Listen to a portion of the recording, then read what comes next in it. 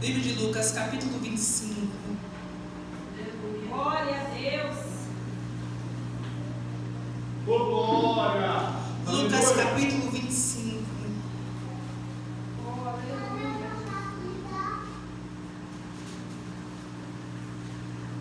Aleluia, glória a Deus. Livro de Lucas, capítulo 25, versículo 13, que tem por título 25 não, desculpa, é 24. É a gravidez. Esquecimento. Lucas, capítulo 24, versículo 13. Vamos lá. Que tem por título Os discípulos no caminho de Emaús. Está certinho agora, né? Amém. Vamos lá. Diz assim. Preste bem atenção em nome de Jesus. E naquele mesmo dia, 2 deles estavam caminhando em direção a um povoado chamado Emaús, que ficava a cerca de 11 quilômetros de Jerusalém. E iam dialogando sobre todos os fatos recentemente ocorridos. E enquanto trocavam ideias e discutiam, o próprio Jesus se aproximou de ambos e começou a caminhar com eles. Entretanto, os olhos deles foram impedidos de reconhecê-lo.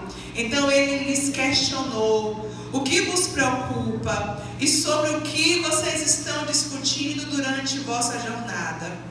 E eles pararam entristecidos. No entanto, um deles, chamado Cleopas, replicou-lhe: és o único porventura que, tendo estado em Jerusalém, ignora os acontecimentos desses últimos dias? Ao que ele lhes indagou: quais? E eles começaram a lhe explanar. Ora, o que ocorreu a Jesus o Nazareno, que era varão profeta, poderoso em obras e palavras diante de Deus e de todo o povo. E como chefes dos sacerdotes e nossas autoridades o entregaram para ser condenado à morte e o crucificaram. Amém? Preste atenção aqui em nome de Jesus. Irmãos, Lucas capítulo 24 vai nos contar a história desses 2 discípulos que estavam indo de caminho até uma aldeia chamada Emaús.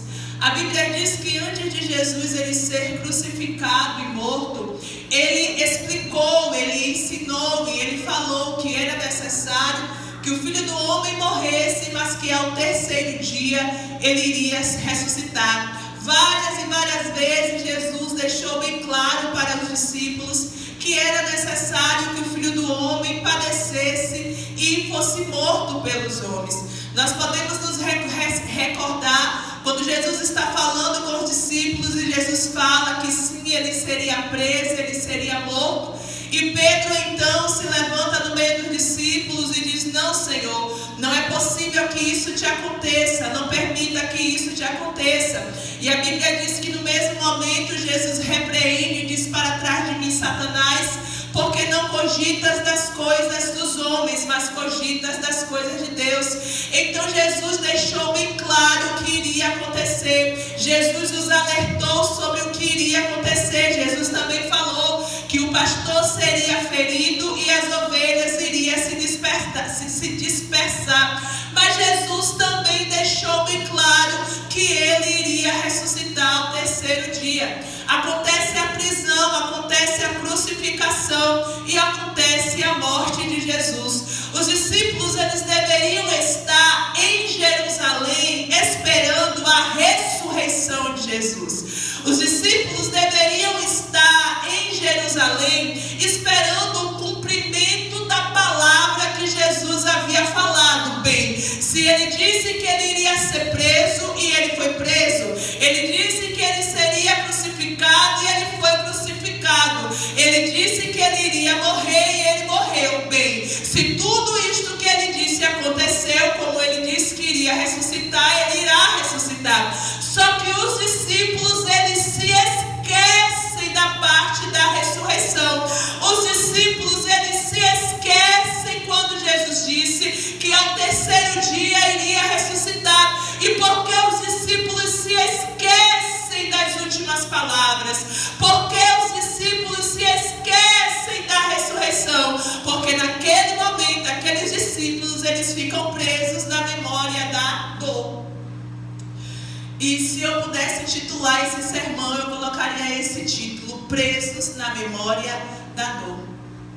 Os dois discípulos pegam o caminho em direção à aldeia de Emaús. E a Bíblia diz que eles estão conversando e dialogando, trocando ideias e discutindo sobre o que havia acontecido, sobre a crucificação, sobre a morte. E Jesus ressuscitado aparece entre eles e diz assim: olha, o que é, porque vocês estão preocupados, o que é que vos preocupa? E os discípulos dizem assim, eles param, estavam entristecidos, estavam angustiados. E eles dizem assim: porventura você é um viajante, você não tem ouvido, você não sabe o que aconteceu. E Jesus pergunta assim: o que foi que aconteceu? E eles vão responder e vai dizer: Jesus, um profeta, poderoso em obras, achávamos que era ele que iria remir a Israel. Ele disse que iria ressuscitar, mas ele foi preso, ele foi crucificado, ele foi morto. Ele disse que ressuscitaria ao terceiro dia. Esse já é o terceiro dia, no entanto, ele não ressuscitou. Irmãos, aqueles discípulos estavam presos à imagem da crucificação. Aqueles discípulos estavam presos no que eles ouviram da crucificação. Alguns estudiosos dizem que porque quando Jesus ele foi preso e foi levado ao Calvário, muitos dos discípulos fugiram com medo para também não serem presos. Pedro seguiu de longe e as mulheres foram até o fim com Jesus. Alguns dizem que Cleopas era esposo de uma das mulheres que seguiram a Jesus até o Calvário, e a sua esposa passou para ele tudo o que havia acontecido. Então ele estava preso à narrativa que ele havia ouvido. Qual a narrativa da crucificação? Qual a narrativa dos pregos nas mãos? Qual a narrativa dos pregos nos pés? Qual a narrativa do espinho que foi posto em sua cabeça? Qual a narrativa? A narrativa dos chicotes que quando batiam em Jesus tinham pedaços de ossos e parte da carne vinham daqueles ossos. Qual era a narrativa? A narrativa que ele foi para a cruz. Qual era a narrativa? A narrativa era que enfiaram a espada dos dois lados de Jesus. Não saiu sangue, saiu água. Esta era a narrativa que eles haviam ouvido. E era nessa narrativa que eles estavam presos. E eles dizem assim: nós acreditávamos que seria ele que iria remir a Israel. Nós acreditávamos que ele era o Messias. Nós acreditávamos que ele era o Filho de Deus. Nós acreditávamos que era ele aquele que todos os profetas profetizaram e disseram que viria o Salvador do mundo. Nós acreditávamos que era ele. No entanto, já é o terceiro dia e ele não ressuscitou. Aqueles discípulos, eles não tinham mais esperança. Aqueles discípulos, eles não acreditavam mais na promessa da ressurreição. Aqueles discípulos, eles não acreditavam mais naquilo que estava para vir, naquilo que estavam para acontecer.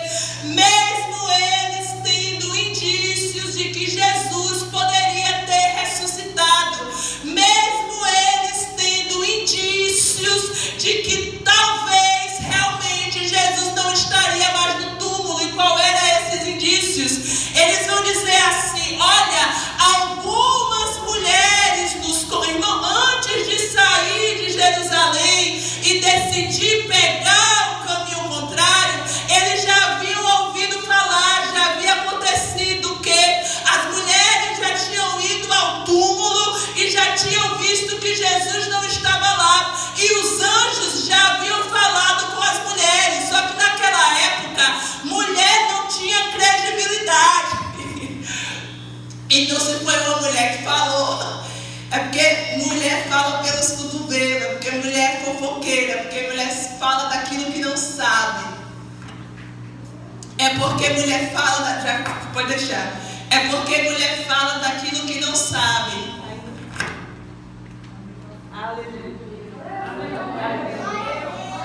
Aleluia. É porque mulher fala daquilo que não sabe. Só que não havia apenas, irmãos, aquilo que as mulheres haviam falado. Havia também Pedro. Quando Pedro ouviu a notícia de que as mulheres haviam ido lá e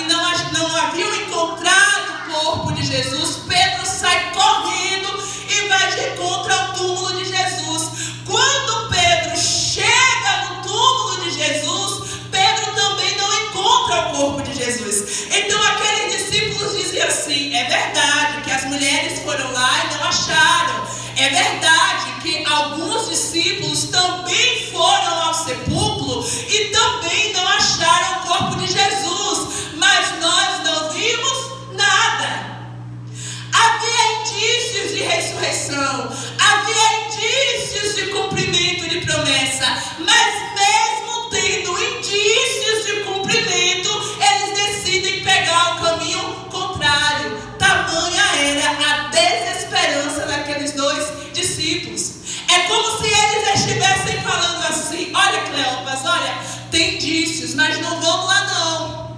Porque se terminar o dia e a gente não vê Jesus ressuscitado, vai ser só mais uma dor, vai ser só mais uma decepção. Então não vamos alimentar falsas esperanças.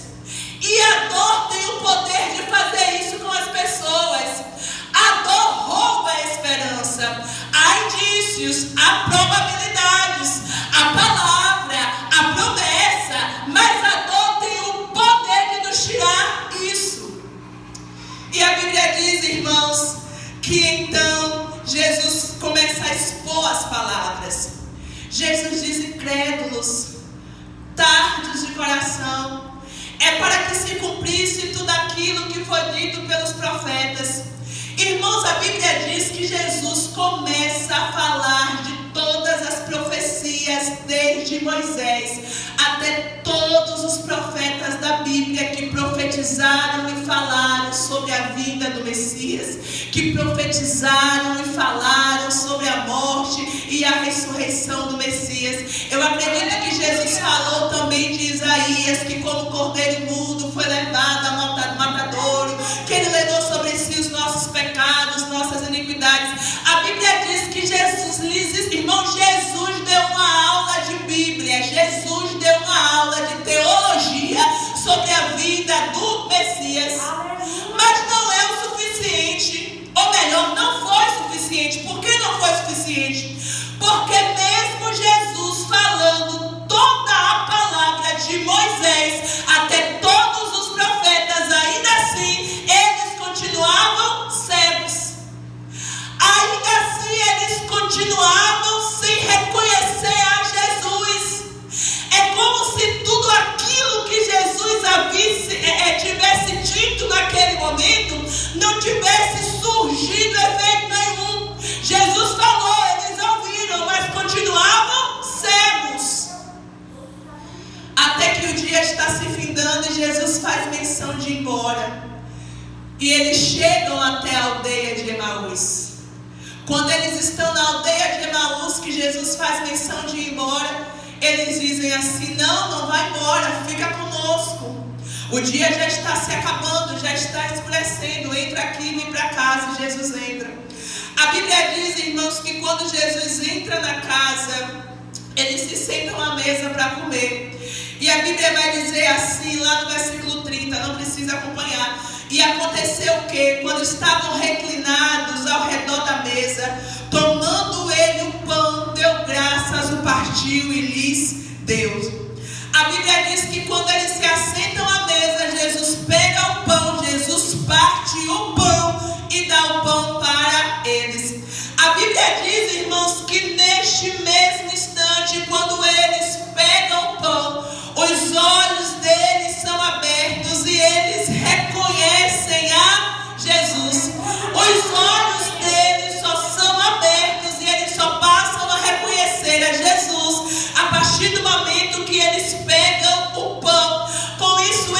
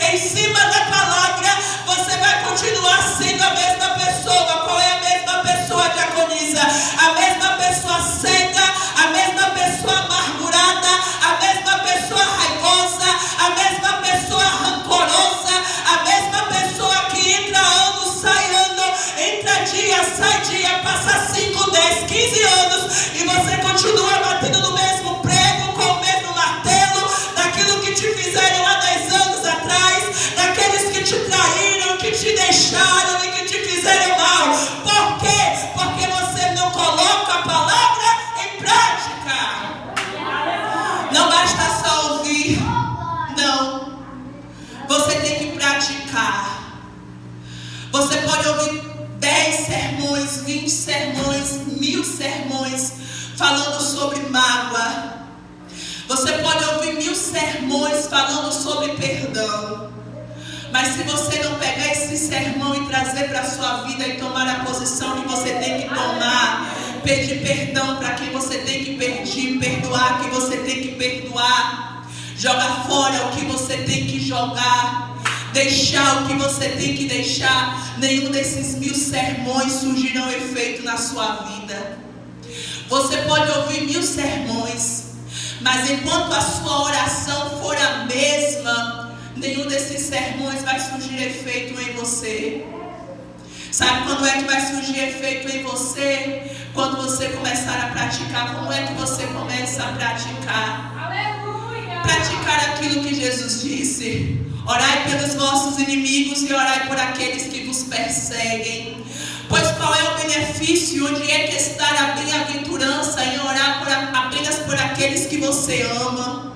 Onde é que está a bem-aventurança em orar apenas por aqueles que você gosta e que você tem alguma coisa em comum? Não, isso aí todo mundo faz, isso aí é muito fácil. Aí Jesus diz: ora, antes orai pelos vossos inimigos e orai por aqueles que vos perseguem. Mas esta oração não é a oração de mata e faz descer a sepultura, porque Jesus vai comparar as duas orações com uma oração que a gente faz para quem a gente ama. Então, se eu amo a minha mãe, ela pode me bater em casa, ela pode me ofender em casa, mas eu não vou dizer: Senhor, mata ela, porque eu amo. Então Jesus diz: qual é o benefício de você orar só pelos teus amados, teus amigos e teus íntimos? Não, orar pelos inimigos. Como? Assim como você ora para quem você ama, ore também para quem você não ama.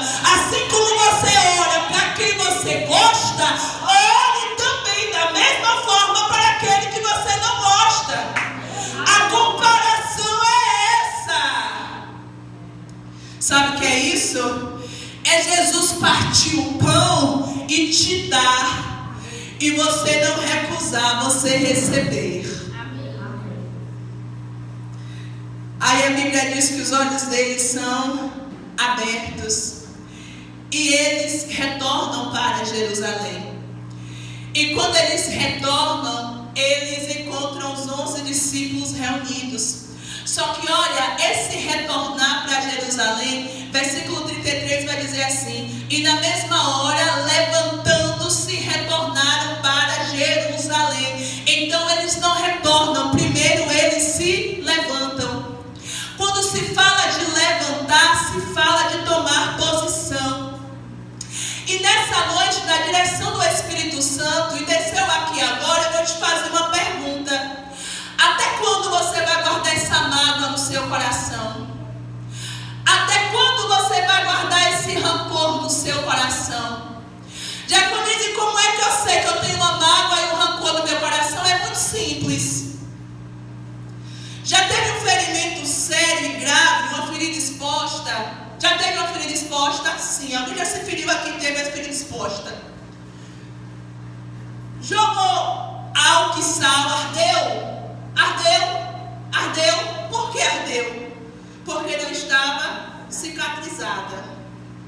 Por isso ardeu. É uma ferida aberta, é uma ferida exposta. Tá com cascão. Você joga um sal, não arde. Mas você vai lá, futuca, tirou o cascão. Porque às vezes a mágoa no teu coração está só com cascão. E o Espírito Santo me revela que tem gente aqui que está com mágoa, que diz assim: eu não tenho nada no meu coração, está perdoado. O Senhor está falando: não, essa ferida aí só está com cascão. É só fazer assim, ó. É só fazer assim que a ferida vem à mostra. E aí quando você tira o cascão, tá lá a ferida. Vai lá e joga o sal e joga um álcool para tu ver. Arde ou não arde? Mas quando a ferida está cicatrizada, ei, cicatrizou, não tem mais, você só tem a cicatriz da ferida. Tu joga sal, arde. Tu joga álcool, arde. Tu faz isso aqui, arde. Por quê? Porque está cicatrizada. A mágoa da mesma forma. Enquanto dói é porque tem mágoa.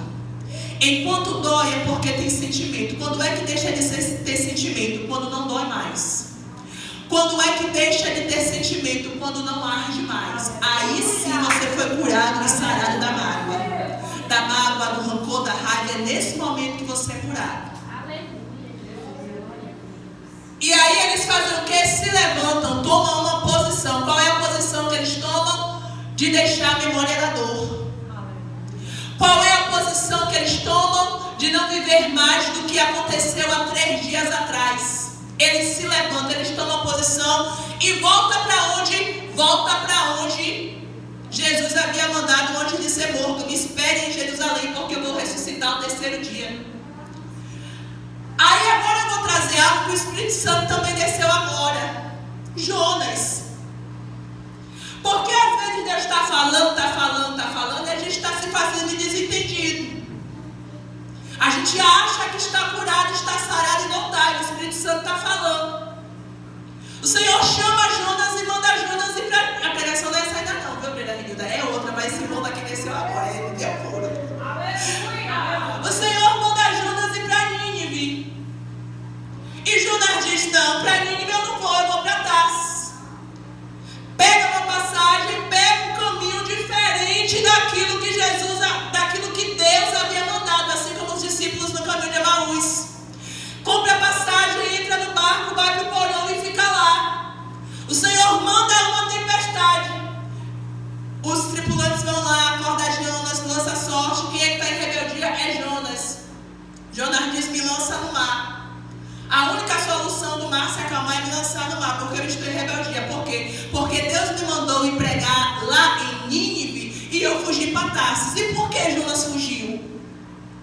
Por que Jonas não quis ir para Nínive? Porque o povo de Nínive era um povo perverso também, mas não era o principal motivo. Porque Jonas não queria ir para Nínive? Ele vai responder no último capítulo, quando ele senta lá em cima do monte e espera Deus matar todo mundo e Deus não mata. Aí ele vai revelar o que estava no coração dele. Por isso, Senhor, eu não quis ir para Nínive, porque eu sabia que o Senhor é um Deus misericordioso e compassivo, e o Senhor iria os perdoar. Mágoa, rancor e amargura havia no coração de Jonas. Por quê? Porque aquele povo eram inimigos do povo de Israel. Aquele povo era o povo que perseguia o seu povo. Eu lá quero que Deus salve quem está perseguindo a minha vida.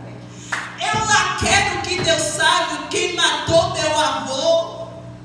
Eu lá quero que Deus tenha misericórdia de quem agiu cruelmente com os meus antepassados. Esse era o pensamento de Jonas, porque o povo de Nínive era um povo cruel. As mortes eram cruéis. Então Jonas diz, eu vou lá pregar para aquele povo se arrepender e Deus perdoar. Não vou não, eu quero é que Deus mate mesmo. Ei, cuidado, porque talvez você esteja pegando um caminho contrário, que não é para você pegar, por causa de algo que esteja no teu coração, e aí você está fugindo. Mas aí o Senhor pode agir com você como agiu com os seus discípulos de Emaús, dando uma palavra. Mas talvez o Senhor já tenha te dado e você não quis, você não aceitou. Aí o Senhor faz o quê? O Senhor deixa você ir, comprar passagem, entrar no barco. Por que Deus deixou Jonas comprar a passagem, entrar e lá no fim, no meio do mar, que ele mandou a tempestade? Porque não tinha para onde Jonas correr. Não tinha para onde ele correr. Ele disse, não tinha. Às vezes a gente diz assim, não, mas Jonas foi até bonzinho, porque mandou jogar no mar. Não, ele não foi bonzinho não. Ou ele morria na tempestade com os tripulantes, ou ele morria sozinho no mar. Não tinha para onde ele correr não, irmãos. Ele disse, então me joga no mar. Aí Deus mandou a baleia para livrar. Vamos voltar aqui. Aleluia, Deus. E a Bíblia diz que eles voltaram. E quando eles voltaram para Jerusalém, eles contaram tudo o que havia acontecido para os 11. Jesus se coloca no meio entre eles e diz assim, tudo isso aconteceu para que se cumprisse tudo aquilo que eu vos falei desde o início. Para que em meu nome se pregue o arrependimento para perdão dos pecados a todas as nações começando por Jerusalém. E vós sois testemunhas desses fatos. Jesus fala isso para aqueles 2 discípulos que haviam ido para o caminho de Emaús. Vocês são testemunhas desse fato. Testemunhas de quê? Testemunhas do momento de dor, mas também testemunhas do momento da ressurreição. Testemunhas de que o Filho do Homem morreu, mas que ao 3º dia ele também ressuscitou. Irmãos, a Bíblia vai falar também sobre Ezequiel. Ezequiel 24, não precisa abrir, só preste atenção aqui. A Bíblia diz que em Ezequiel, capítulo 24, o Senhor se revela para Ezequiel e diz assim: e veio a minha palavra do Senhor dizendo: Filho do homem, eis que de um golpe tirarei de ti o desejo dos teus olhos.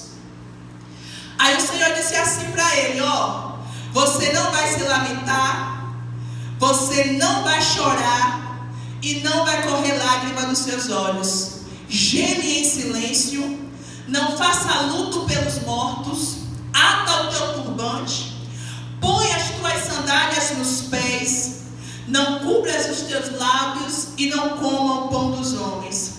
E no versículo 18, Ezequiel vai dizer assim: e falei ao povo pela manhã, e à tarde morreu a minha mulher. E fiz pela manhã como o Senhor me deu ordem. Ezequiel estava no cativeiro, no meio do seu povo da Babilônia, e o Senhor se revela para ele e diz assim: Ezequiel, eu vou tirar a delícia dos teus olhos. O Senhor estava falando da esposa dele. Eu vou te tirar de um golpe. O Senhor estava falando assim, de repente. Não foi uma enfermidade de alguns dias, não foi algo assim natural. Não, o Senhor deixou bem claro que o Senhor iria levar a esposa de Ezequiel. E agora o Senhor dá uma ordem a ele dizendo assim: eu vou levar a tua esposa, mas você não ficará preso na memória da dor. Como é que faz isso? Você não vai chorar, você não vai se lamentar, você não vai fazer nenhum processo de luto, não. Continua com tuas sandálias nos pés, não rasgue suas vestes, não jogue terra e pó sobre a sua cabeça, ata tuas sandálias e vai, e continua, e segue em frente. Era isso que o Senhor estava falando para ele. Você não ficará preso na memória da dor.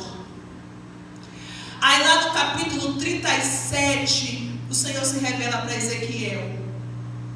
O que é que tem em Ezequiel 37? O que é que tem em Ezequiel 37? O que é que tem em Ezequiel 37? Ezequiel vai dizer assim: a mão de Yahvé, eu amo a tradução da Bíblia que vocês me deram. A mão de Yahvé, o Senhor estava sobre mim.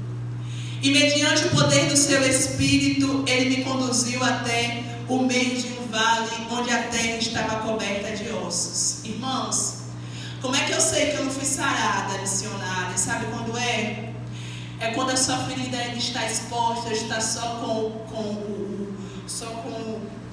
o cascão. E aí você acontece uma situação idêntica e te remete novamente àquela dor que você passou no passado. A mesma sensação, o mesmo sentimento, a mesma falta de ar, o mesmo aperto no coração. É tudo a mesma coisa, porque você não está sarado, é porque você não está curado. Me imagina esse homem, irmão, se não estivesse curado da morte da sua esposa. Imagina Ezequiel se ele tivesse preso na memória da dor da morte da sua esposa.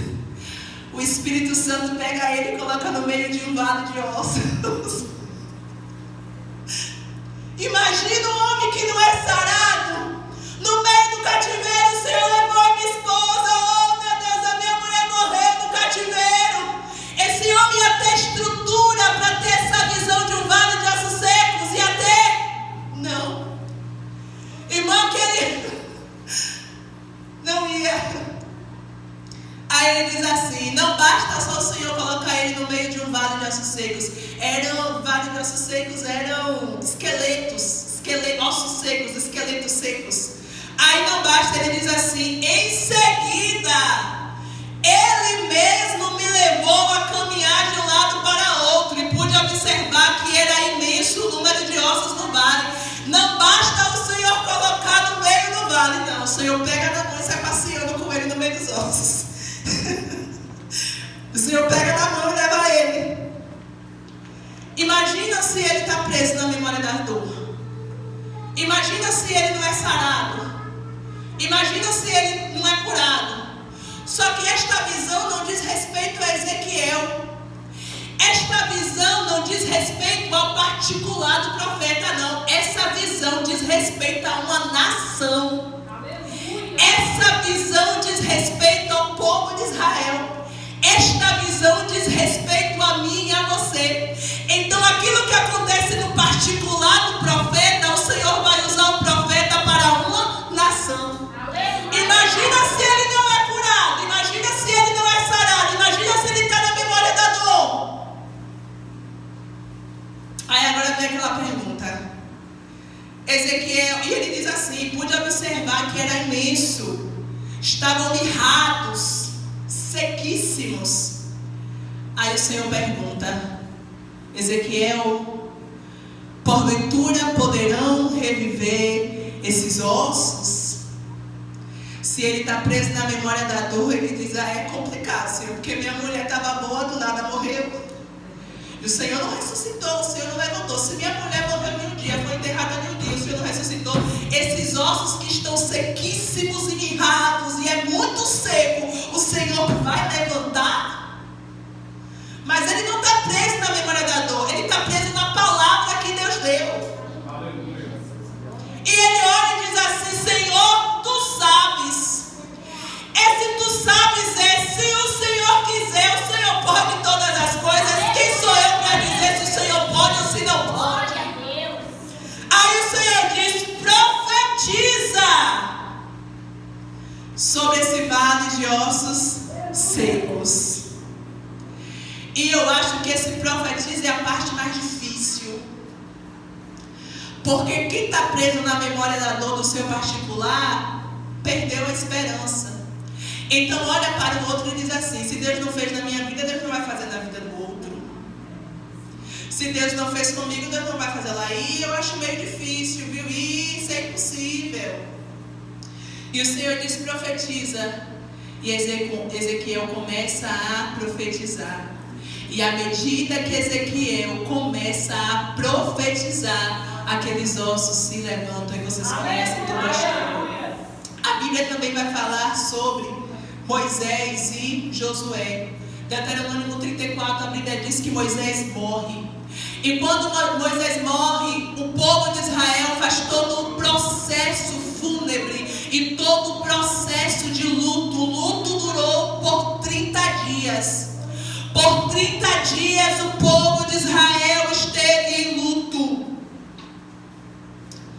E até que se cumpriu os 30 dias de luto pelo corpo por Moisés que havia falecido. A Bíblia diz que Josué já estava ciente que era o sucessor de Moisés, porque Moisés já havia colocado as suas mãos sobre ele. E a Bíblia diz que Josué possuía toda a sabedoria, e o povo de Israel também já o estava ouvindo e lhe dando ouvido.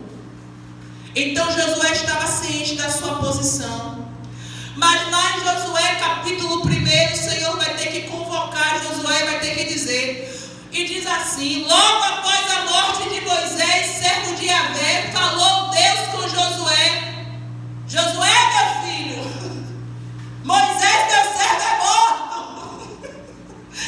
Você ainda está na memória da dor que se passou já há 30 dias. Ei, Moisés, meu servo, é morto. Aí o Senhor vai dizer assim: levanta-te, faz este povo atravessar o Jordão, porque eu vou colocá-los na terra prometida. Sai do teu particular, deixa a memória da dor e vai. É isso que ele está falando. José, rejeitado, traído, vendido pelos seus irmãos. E tem outra, ok? Não é só José não, viu? Jacó também sofre. Porque o pai receber a túnica do seu filho mais novo, que era o mais amado, porque era o filho da sua velhice, toda suja de sangue, com a notícia de: meu pai, um animal selvagem pegou José, o matou, o matou, e está aqui a túnica suja de sangue. Irmãos, ele não teve nenhum corpo para fazer um funeral. Jacó não teve nenhum corpo para fazer o funeral, para enterrar. Não teve. José sofre. Mas Jacó sofre mais. Jacó sofre mais. Por quê? Porque Jacó está passando pela dor da morte, do luto. José está passando pela dor da traição. Então a dor de Jacó é maior. Então seus irmãos não ferem só a José, ferem também a seu pai Jacó. E José é vendido aos 17 anos. Mas José ele não fica preso na memória da dor. A intenção dos irmãos era matar. Vamos matar. Rubem diz, não mata não.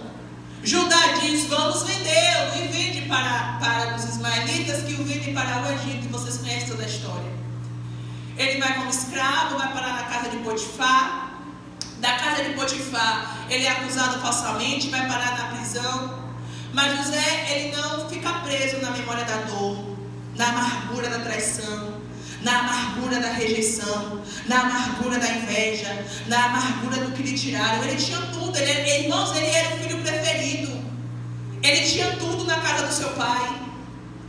Ele era bem tratado, ele tinha tudo, ele era o preferido. Por isso seus irmãos odiavam, mas ele não fica preso a isso. O quê? Eu tinha tudo, eles me tiraram tudo, eles me tiraram meu pai, eles me tiraram minha vida, eles me tiraram minha casa, eles me tiraram minha família, eles destruíram minha vida, por causa deles eu estou aqui, por causa deles isso aconteceu. Não, ele não fica preso na memória da dor. Como é que tu sabe? Eu sei pela atitude que ele tem. Ele segue a vida. Ele segue. Ele segue. Ele não fica parado. Ele não estaciona a vida dele. Ele não para. Ele segue. Não, eu vou seguir porque eu sei que tem um propósito. Alguma coisa o Senhor tem para fazer na minha vida lá. Aleluia. Com os meus irmãos, Deus vai tratar lá onde eles estão. E comigo Deus vai tratar à medida que eu vou seguindo o fluxo. Saul é rejeitado pelo Senhor. E Samuel fica preso na memória. Aí o Senhor diz, Samuel, meu filho, até quando você vai continuar tendo pena de Saul, tendo eu rejeitado? Irmão, Deus já estava trabalhando com Davi do pasto. Enquanto você está preso na memória da sua dor, o Senhor está trabalhando lá e você está aqui preso. E o Senhor está falando, meu filho, até quando você vai ficar preso aqui? Samuel, meu filho, eu estou preparando um segundo meu coração. Segue aí. Jacó. Esaú vende o seu direito de primogenitura. Jacó se aproveita da situação. E ele foge para não ser morto pelo seu irmão. Ele rouba a bênção do seu irmão e foge. É em Betel? Porque veio agora, não está na pregação não, já estou finalizando. Em Betel ele deita, pega uma pedra, coloca com o travesseiro e ele vê uma escada. Não é uma escada parada, é uma escada rolante. Ele vê anjos que subiam e desciam, a escada vinha do céu até o chão, e anjos que subiam e desciam, subiam e desciam, subiam e desciam, subiam e desciam. É o Senhor falando, Jacó, meu filho, não acabou não, vai seguir aí, você vai para lá, bom, então vai, pode ir, vai seguindo o fluxo. E Jacó faz um voto com o Senhor. Esaú foi rejeitado, mas quem foi que ficou com a bênção? Jacó.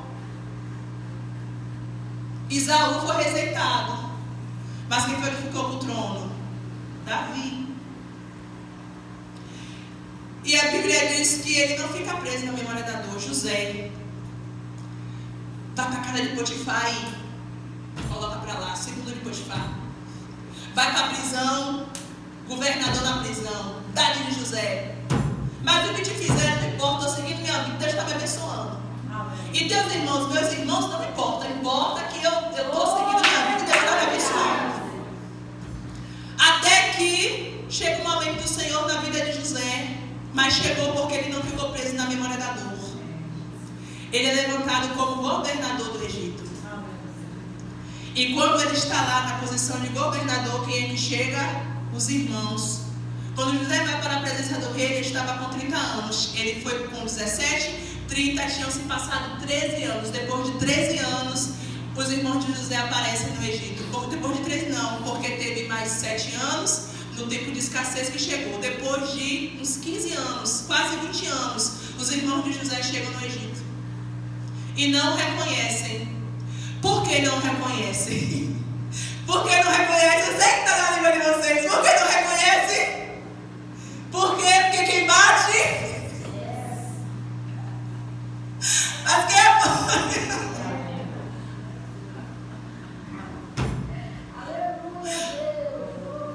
Tem outra explicação? Não tem. Porque o tempo que passou para os irmãos, passou de José. Do mesmo jeito que José mudou, os irmãos também mudaram. E é verdade. E é verdade. Quem trai, quem inveja, quem mente, quem engana, eles esquecem. Mas você não esquece, é você ficar preso na memória da dor. A pessoa nem lembra mais o que fez a você às vezes. O mesmo que fez com você, a pessoa está fazendo com mais 10 lá fora. O mesmo que fez com você, a pessoa está fazendo com 30, 20. Já viu golpista como é? Golpista, como é golpista? Dá um golpe aqui, dá um golpe ali, dá um golpe ali, dá um golpe aqui. Já viu esses golpistas de internet que seduzem as mulheres quando pega a confiança, rouba? Ele faz isso com 30. Mas no meio dessas 30, eu garanto que vai ter 29 que vai guardar a memória da dor. Vai passar mais 30 anos e ele ainda vai sofrer pelo golpista que deu golpe a ela 30 anos atrás. E quem é que está sofrendo? É o golpista? Não, é você que está aí com a memória da dor guardada no seu coração. Porque o Senhor está falando, minha filha, eu tenho mais, eu tenho mais, eu tenho mais, eu tenho mais, eu tenho mais, eu tenho mais. Mas você está preso lá no...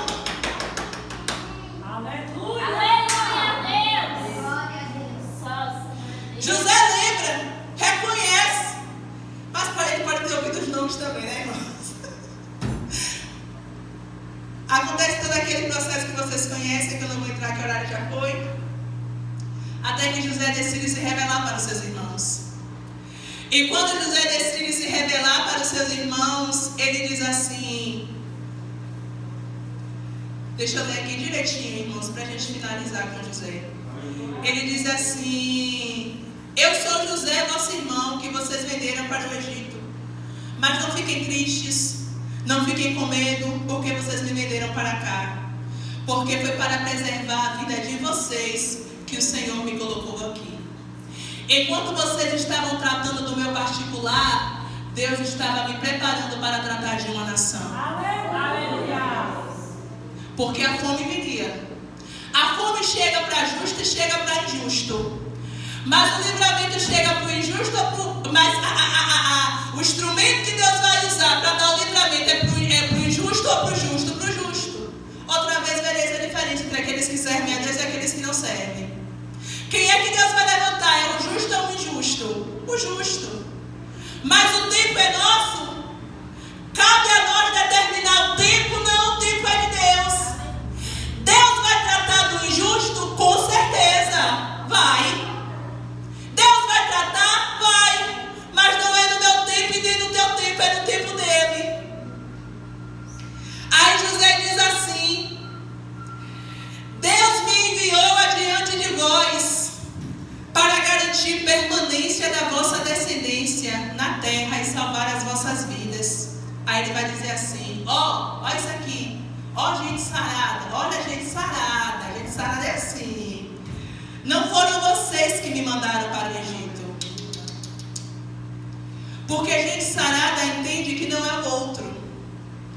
Gente sarada entende que não foi o outro que me feriu, não foi o outro que me ofendeu, não foi o outro, não.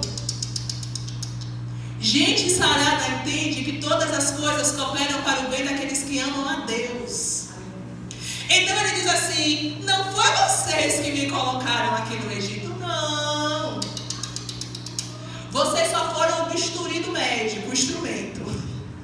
Vocês só foram a colher do pedreiro. Quem era o pedreiro? Deus. Vocês só foram a colher. Não foram vocês que me mandaram para o Egito, mas sim Deus. E ele me estabeleceu como pai de Faraó, seu vizinho e administrador de todo o Egito. O que é isso? É gente sarada.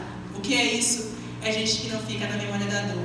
Vamos finalizar só com Jesus quando vai subir? A gente começou com Emaús, termina com Jesus, né? Jesus fala para os discípulos, dá as instruções, e vocês serão cheios do Espírito Santo. Ficar em Jerusalém até que sejais revestidos de poder. Vocês serão minhas testemunhas em Jerusalém, Judeia e até os confins de Samaria e até os confins da terra. E a Bíblia diz que Jesus vai subindo, vai subindo, vai subindo, vai subindo, vai subindo, vai subindo. Eu vi isso de Ismael e gravou na minha mente. Não esqueci nunca ouvi a pregação desse jeito. E vocês lembram? Jesus vai subindo até que Jesus sobe e as nuvens tomam o céu e fecha. Jesus já tinha subido, o céu já tinha fechado, mas os discípulos continuam lá. Aí dois anjos param do lado deles e dizem assim: por que vocês estão aí parados, olhando para o céu? Da mesma forma que vocês viram ele subir, vocês também o verão voltar. Bora, meu filho, anda, levanta, vai para fazer o que Jesus mandou, vai para Jerusalém, vai para o cenáculo, vai para o templo, mas sai desta posição que você está. Jesus já subiu, Jesus já entrou, agora segue fluxo. Amém? Se coloque de pé em nome de Jesus. Vamos orar. Feche seus olhos. Coloque a mão no seu coração. Vamos fazer uma oração nessa noite, amém? Nós vamos orar. Feche seus olhos, coloque a mão no seu coração, sim. Vamos fazer oração, irmãos, rapidinho. Feche os olhos em nome de Jesus. Eu gostaria de orar por você.